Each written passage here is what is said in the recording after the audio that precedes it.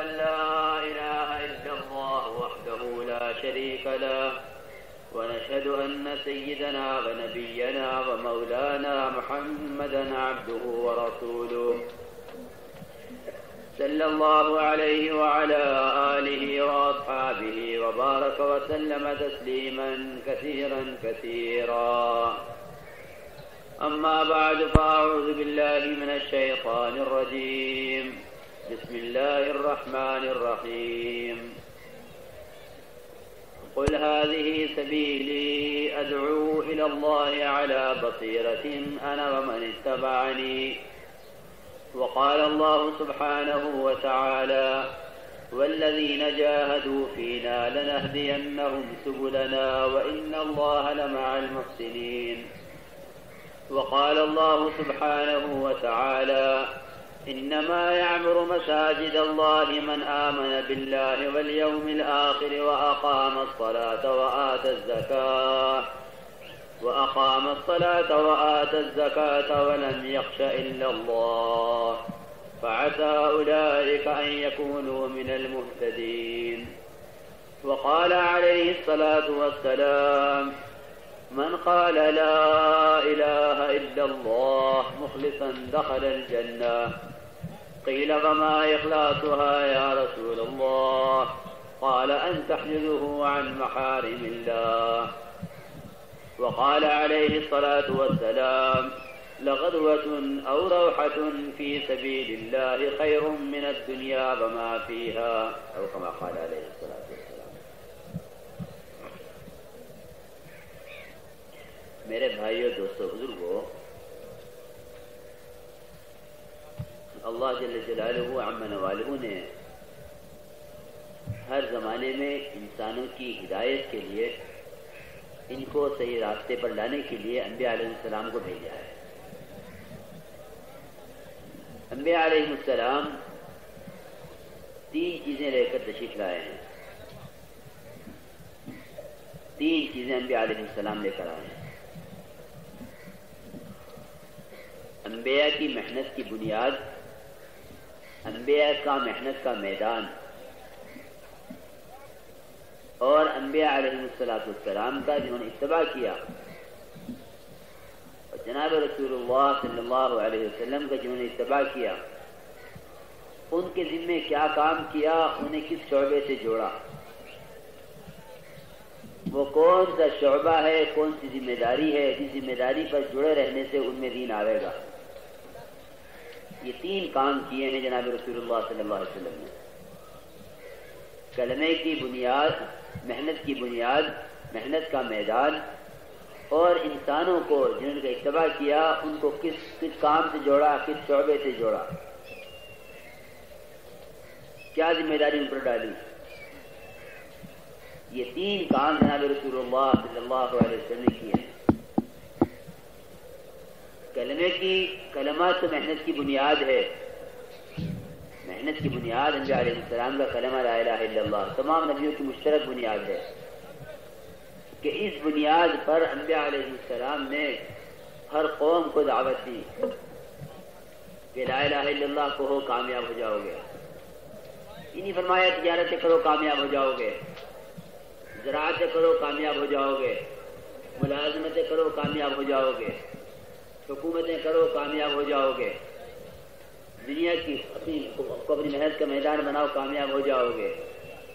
بلکہ ساری کامیابی کا انحصار اور تمام کامیابیوں کا راز وہ لا الہ الا اللہ کو لا الہ الا اللہ کی طرح کہنے اور لا الہ الا اللہ کو لا الہ الا اللہ کی طرح سوچنے اور لا الہ الا اللہ کو لا الہ الا اللہ کی طرح سننے اور لا الہ الا اللہ کو لا الہ الا اللہ کی طرح بولنے، اس پر کامیابی کو منحصر کیا ہے. یہ ہر نبی کی بنیاد ہے، یہ ہر نبی کی محنت کا پہلا قدم ہے کہ ہر نبی کو اللہ تعالی کی طرف سے اس بنیاد پر بھیجا جاتا ہے اور وہ قوم پر آ کر اس کلمے کی محنت کرتے ہیں. اس ساری دعوت تبلیغ کا خلاصہ اور ساری سیرت کا مقصد وہ اعلاء کلمت اللہ ہے، اللہ کے کلمے کو بلند کرنا. اس لیے کہ کلمے دنیا میں بہت ہیں. تجارت ایک کلمہ ہے، زراعت ایک کلمہ ہے، ملازمت حکومت ایک کلمہ ہے، سرمایہ داری ایک کلمہ ہے، ہتھیار ایک کلمہ ہے، دوائیں ایک کلمہ ہے. نہ معلوم دنیا میں کتنے کلمات ہیں جو بولے جا رہے ہیں. اور جو کلمہ بولا جاتا ہے وہ کلمہ دعوت بنتا ہے. جو کلمہ بولا جاتا ہے وہ کلمہ دعوت بنتا ہے. اور جس کلمے کی طرف دعوت دی جاتی ہے اس کا یقین دل میں اترتا ہے. جس کلمے کو بولا جاتا ہے اس کا یقین دل میں اتر جاتا ہے. اس وقت دنیا میں جتنی کلمات ہیں ان کلمات کے اعتبار سے محنتیں ہیں کہ زمیندار کی محنت اپنے کلمے کے اعتبار سے، تاجر کی محنت اپنے کلمے کے اعتبار سے، ملازم کی محنت اپنے کلمے کے اعتبار سے، حکومت کی محنت اپنے کلمے کے اعتبار سے. جس کلمے کے اعتبار سے محنت ہے اسی کلمے کے اعتبار سے یقین کی قوت بھی ہے. کہ تاجر کس یقین سے دعوت دے رہا ہے تجارت کی طرف، زمیندار کس یقین سے دعوت دے رہا ہے زمینداری کی طرف، ملازم کس یقین سے دعوت دے رہا ہے ملازمت کی طرف.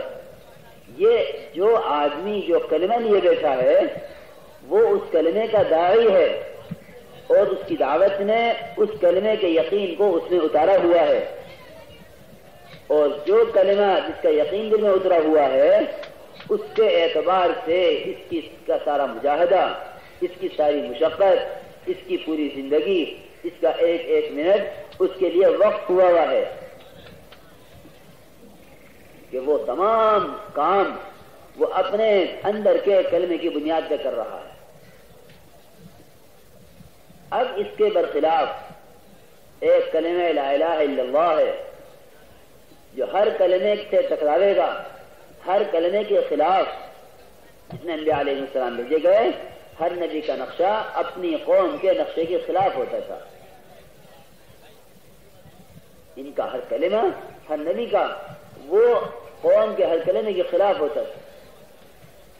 ان کا کلمہ ان کی تجارتوں کے خلاف، ان کا کلمہ ان کی زراعتوں کے خلاف، اس لیے کہ یہ اپنے کلمات سے یقین کیے بیٹھے تھے. تو اللہ تعالی ہر زمانے میں انسانوں پر فضل فرماتے ہیں اور کرم فرماتے ہیں کہ انسانوں کی ہدایت کے لیے، ان کو صحیح راستے پر لانے کے لیے انبیاء علیہ السلام کو خیر خواہ اور امانت دار بنا کے بھیجتے ہیں. وہ انسانوں پر اس بات کی محنت کرتے ہیں کہ بھئی تمہارے مسائل کا تعلق وہ محض صرف اللہ کی ذات عالی سے ہے اور اللہ کی ذات عالی سے اپنی مرضی کے مطابق فیصلے کرانے کے لیے اللہ تعالیٰ کی طرف سے اپنی چاہت کے مطابق احکامات اتروانے کے لیے ہمیں دنیا کی کسی حکومت سے اور دنیا کے کسی نقشے سے اور دنیا کے کسی شعبے سے رجوع نہیں کرنا پڑے گا، بلکہ ہمیں اپنے حالات کو بنانے کے لیے اللہ کی ذات عالی سے رجوع کرنا پڑے گا، اللہ کی ذات سے رجوع کرنا پڑے گا. یعنی مسائل کا تعلق چیزوں سے ہے ہی نہیں اور حالات کا تعلق چیزوں سے ہے ہی نہیں، نہ زمین سے، نہ آسمان سے، نہ ستاروں سے، نہ چاند سے، نہ سورج سے، نہ پہاڑوں سے، نہ دریاؤں سے، اور نہ حکومتوں سے، نہ تاجروں سے، نہ کاشتکاروں سے، نہ ملازموں سے، نہ سرمایہ داروں سے. ان سے جتنے ہم ان غیروں کی طرف جا رہے ہیں یہ ہمیں اللہ کی ذات عالی سے دور کیے جا رہے ہیں. ان سے کوئی تعلق حالات کے بننے بگڑنے کا نہیں ہے.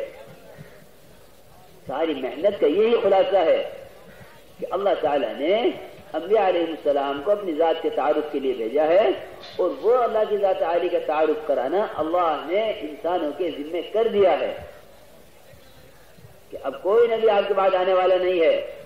لا نبی بعدی ولا امت بعدکم، نہ میرے بعد کوئی نبی، نہ اس امت کے بعد کوئی امت. اب نبوت کا کام امت کے ذمے اس طرح جس طرح نبی کے ذمے. یہ جب تک کلمے کی بنیاد پر دعوت نہیں دی جائے گی اور کلمے کو بنیاد بنا کر امت حرکت میں نہیں آئے گی اس وقت تک ایمان نہیں بنے گا. اور جب تک ایمان نہیں بنے گا اس وقت تک نہ عبادات بنیں گی، نہ معاملات بنیں گے، نہ معاشرہ بنے گا، نہ اخلاق بنیں گے، کوئی چیز نہیں بنے گی. سب کچھ ہمارا جو بنے گا وہ یہ سوچو کہ انبیاء علیہ السلام نے آ کر جو محنت کی اس محنت پر اللہ نے کیا بنایا.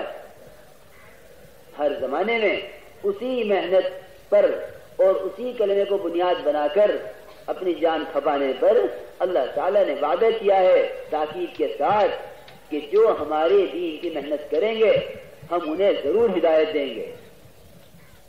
لیکن میں راضی عرض کیا تھا کہ ہر محنت اپنے اعتبار سے ہو رہی ہے، ہر ایک اپنے آپ کو اپنے اعتبار سے تھکا رہا ہے. میرے دوستوں بزرگوں، صحیح محنت وہ ہے جو محنت نبیوں نے کی ہے کہ نبیوں کی محنت کی بنیاد کلمہ لا الہ الا اللہ. ہمارے گھروں میں، ہمارے بازاروں میں کہ اللہ کی ذات عالی سے ہونے کو اتنا بولا جائے کہ اللہ کے غیر کے بولے جانے کا ماحول ختم ہو جائے. فعال لما یرید اس کی ذات ہے، جو چاہتا ہے تنہا کرتا ہے، وہ اپنے کرنے میں کسی کا محتاج نہیں ہے. جب تک ہم صبح سے شام تک جو بول رہے ہیں، جو سن رہے ہیں، جو ہوتا ہوا دیکھ رہے ہیں اس سب کی نسبت محض اللہ کی ذات عالی کی طرف نہیں کریں گے اس وقت تک میرے دوست بزرگوں ہمارے اندر اعمال کے کرنے کی قوت پیدا نہیں ہوگی. کیونکہ اللہ تعالیٰ نے تمام کامیابیاں دین کے اندر رکھی ہیں اور دین کے زندگیوں میں آنے کا کوئی راستہ نہیں ہے سوائے دین کی محنت کے. جس طرح تاجری کہتا ہے کہ مال کے نکلنے کا اور مال آنے کا کوئی راستہ نہیں سوائے میری دکان کی محنت کے، اس سے زیادہ یقین کے ساتھ اس بات کو کہو کہ دین کے آنے کا کوئی راستہ نہیں سوائے دین کی محنت کے. تو یہ کلمہ ہر نبی کی محنت کی بنیاد ہے. پھر دوسری چیز وہ محنت کا میدان ہے نبیوں کی کہ وہ آ کر ملک و مال کو، تجارتوں کو، چیزوں کو، ان کو محنت کا میدان نہیں بناتے بلکہ وہ تو صرف محض انسانوں کو بھی محنت کا میدان بناتے ہیں. انسانوں کو اپنی محنت کا میدان بناتے ہیں. بنیاد لا الہ الا اللہ اور محنت کا میدان وہ انسان. لقد خلقنا الانسان فی احسن تقویم. اگر انسان سے زیادہ قیمتی، انسان سے زیادہ خوبصورت اور انسان سے زیادہ دیر پا نہیں بلکہ ہمیشہ رہنے والی کوئی اور چیز ہوتی انسان کے علاوہ تو نبیوں کی بعثت ان کی طرف ہوتی. لیکن انبیاء علیہ السلام کو مبعوث کیا گیا ہے انسانوں کی طرف. انہوں نے انسانوں کو اپنی محنت کا میدان بنایا. اسی چیز کو لا نسألک رزقا نحن نرزقک. نبی جی ہم نے آپ کو اس کے لیے نہیں بھیجا کہ آپ تجارت میں لگیں، ہم نے تو آپ کو انسانوں پر محنت کرنے کے لیے بھیجا ہے. ہم آپ سے روزی کمانا نہیں چاہتے، روزی تو آپ کو ہم دیں گے.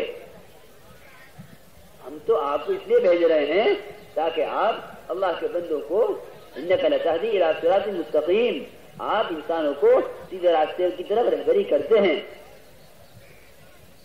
یہ انسانوں کے ساتھ خیر خواہی ہے کہ انسانوں کو پکڑ کے اللہ کی ذات عالی کی طرف اور اللہ کی ذات سے ہونے کی طرف اور اعمال کی طرف اور اللہ کے رضا والے کاموں کی طرف لایا جائے. یہ آپ کی ذمہ داری ہے کہ آپ نے انسانوں کے علاوہ کسی چیز کو محنت کا میدان نہیں بنایا. آج میرے دوستوں بزرگوں انسانوں کو محنت کا میدان اس لیے نہیں بنایا جا رہا کہ انسان اپنی ذمہ داری کو بھولا ہوا ہے. اگر اس میں اپنی ذمہ داری کا احساس پیدا ہو جائے کہ مجھے دنیا میں کس لیے بھیجا گیا ہے اور میرا کیا مقصد ہے اور یہ اپنی محنت کے رخ کو بدل دے، چیزوں سے اپنے رخ کو اعمال کی طرف اور چیزوں سے اپنے رخ کو انسانوں کی طرف پھیر دے اور انسانوں کو محنت کا میدان بنا لے تو انسانوں کی پھر قیمت قائم ہو جاتی ہے. تو اللہ نے فرمایا ہے لقد خلقنا الانسان فی احسن تقویم.